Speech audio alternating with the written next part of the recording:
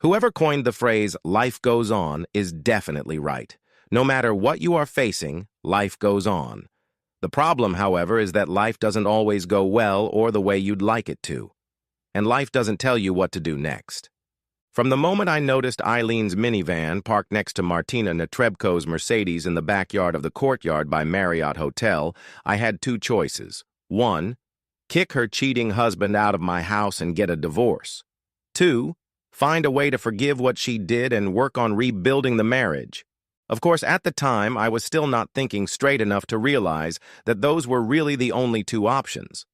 All I had on my mind was rage and resentment, which quickly led to me deciding to get revenge, or partial revenge, by giving her hell.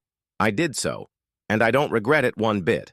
Of course, I had a certain satisfaction in seeing her suffer as she spent more than a week feeling anxious and afraid, wondering if I knew about her affair. And I had the satisfaction of knocking Netrebko down and peeing on him, at least for a few minutes. But none of those things made it all better. And now, 8+ weeks later, it was clear that there was nothing that could make it all better. All that was left was a choice between two unappealing alternatives. For 2 months I was busy at work, spending time with work friends, doing some home repairs, and trying not to dwell on how empty my home and life were without Eileen. I've always cooked a lot and done a lot of marketing, so it wasn't hard to feed myself, and learning how to do laundry wasn't that hard either. I hoped that time would help me figure out what I wanted. But the problem was that my longing for Eileen and my rage at her were so closely intertwined that I couldn't separate them, and I couldn't tell which was stronger, which voice to listen to. I spoke to her as little as possible, a few short phone calls. After 6 weeks, she begged me to give her a chance to explain, and I let her come and tell me the whole damn story, no pun intended. After listening to her, I had some of my questions answered. I now knew how the affair had started and what Dennis and Amy's roles were.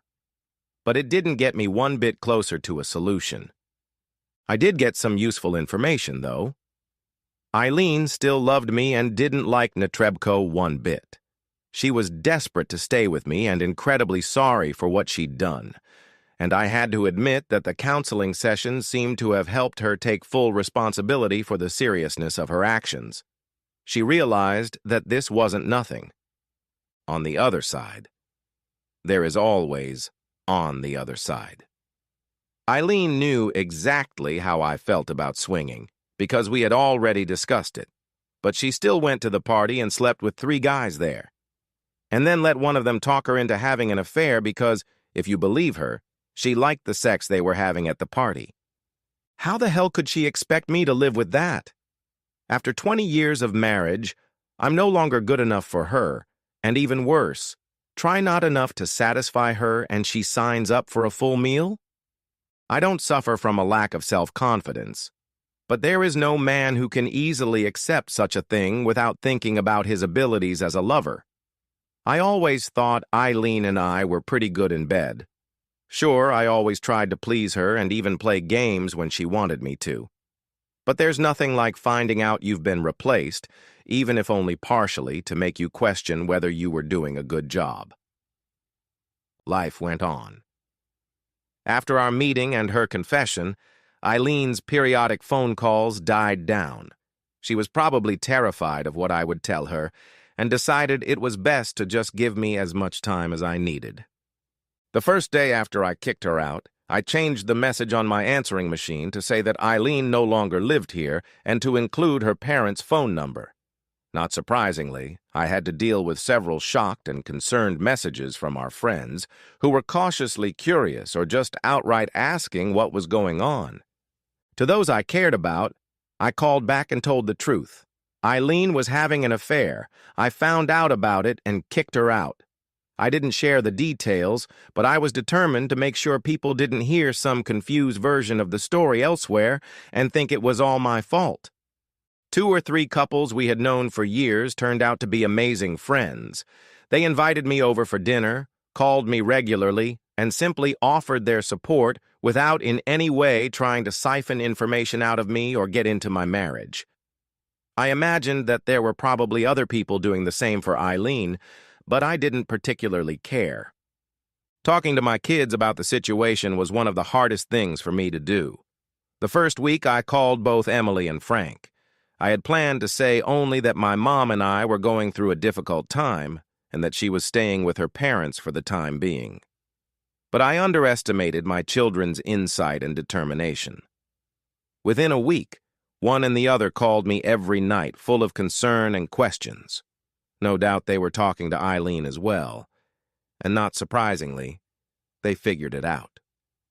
"Dad, there's no way Mom would have left on her own," Emily told me one night on the phone.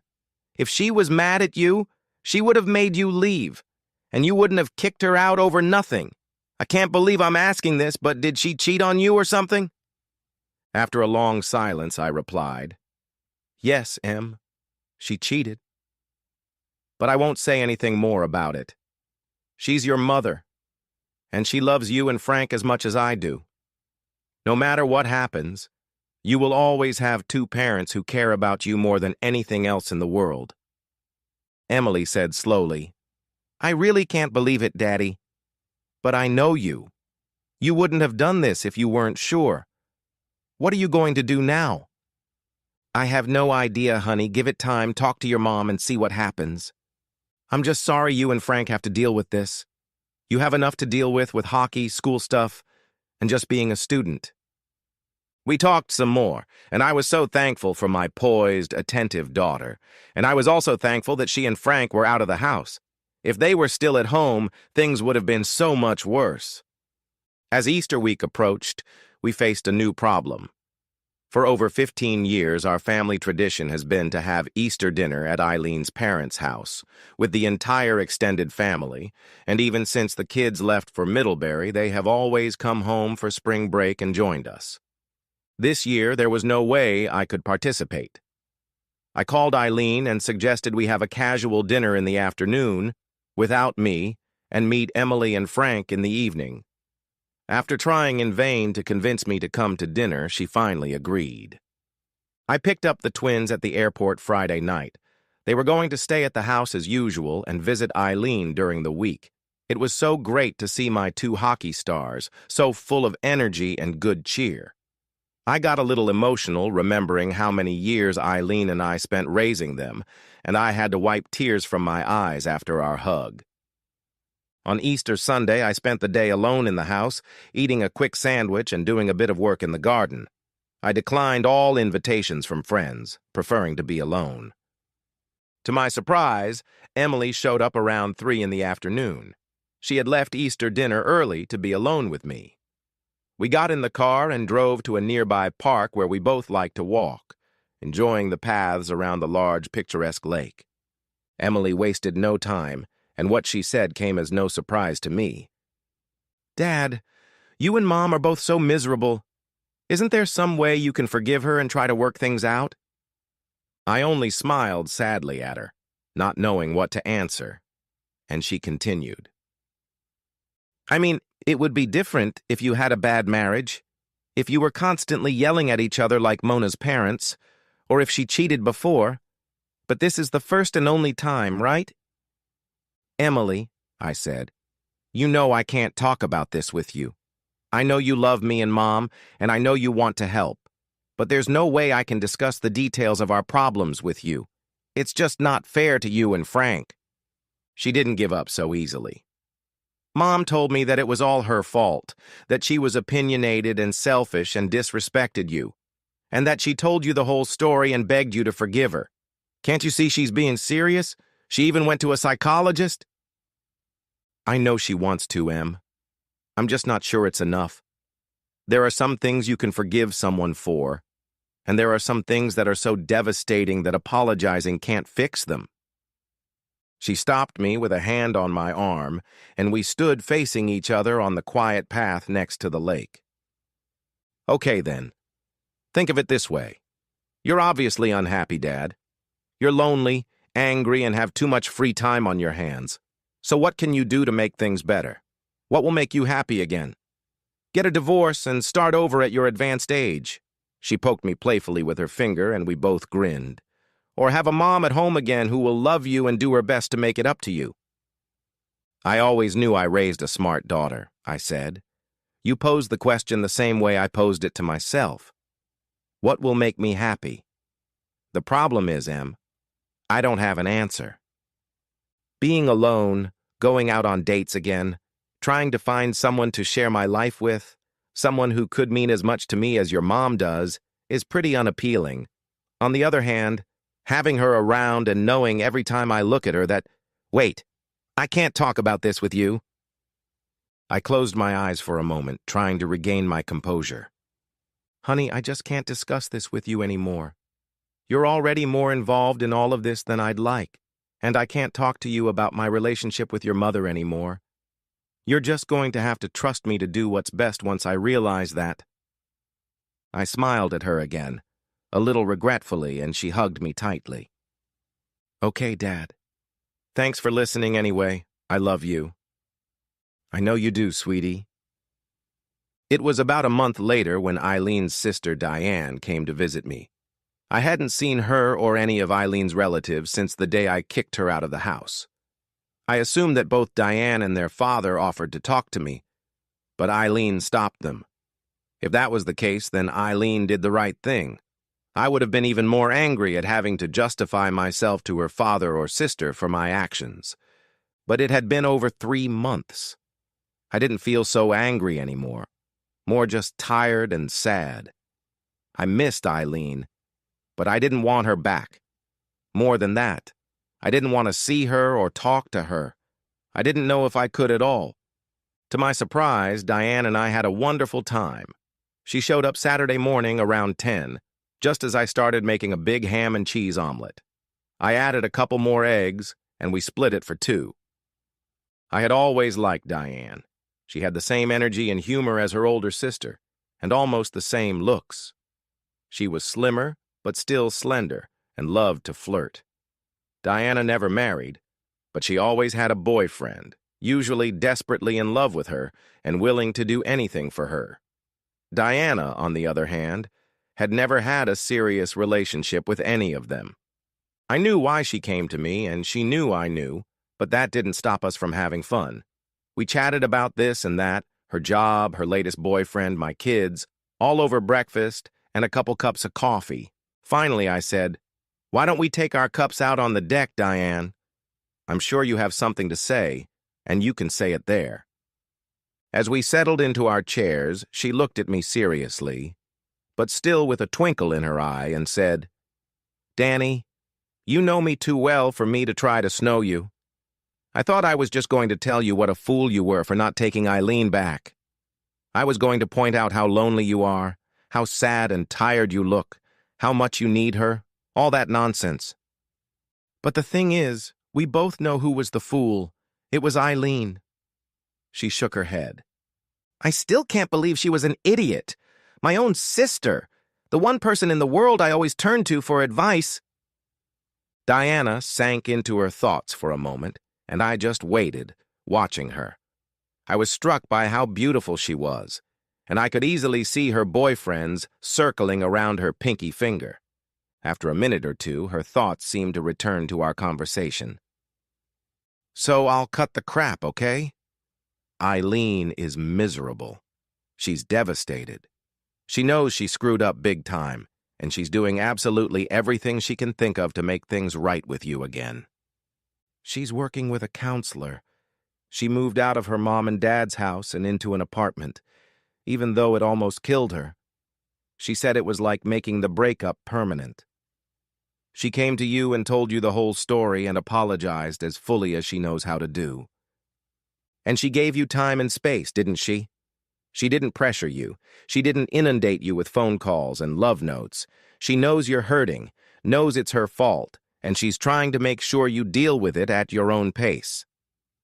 Diane looked directly at me. "Danny, what else can she do?"